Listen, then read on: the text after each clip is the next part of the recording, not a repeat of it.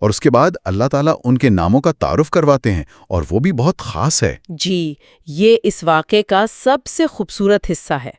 اللہ تعالیٰ نے ان کے ناموں کا اپنے ناموں سے تعلق بیان فرمایا۔ یہ فرمایا کہ میں محمود ہوں اور یہ محمد ہیں، میں اعلیٰ ہوں اور یہ علی ہیں، میں فاطر ہیں اور یہ فاطمہ ہیں، میں احسان ہوں اور یہ حسین ہیں، میں محسن ہوں اور یہ حسین ہیں۔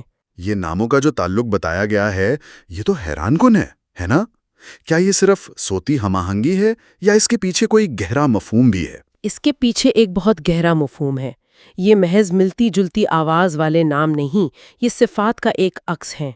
محمود وہ ہے جس کی حمد کی جائے، محمد وہ ہے جس کی بہت زیادہ حمد کی جائے، اعلیٰ یعنی سب سے بلند، علی یعنی بلند۔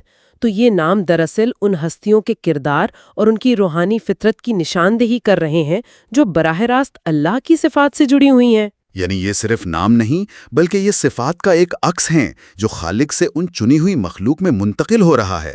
اس کے بعد ایک تنبیہ بھی کی گئی ہے۔ جی، اللہ نے اپنی عزت کی قسم کھا کر فرمایا کہ جو کوئی ان کے خلاف ذرہ برابر بھی بغض رکھے گا میں اسے جہنم میں ڈال دوں گا۔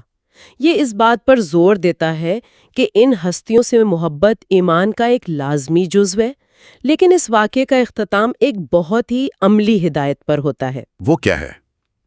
اللہ نے آدم سے کہا، اگر تمہیں مجھ سے کچھ چاہیے تو ان 5 لوگوں کا وسیلہ اختیار کرنا۔ یہ انہیں صرف پہچاننے یا محبت کرنے کا حکم نہیں، بلکہ انہیں خدا اور انسان کے درمیان رابطے کا ایک ذریعہ، ایک وسیلہ قرار دیا جا رہا ہے۔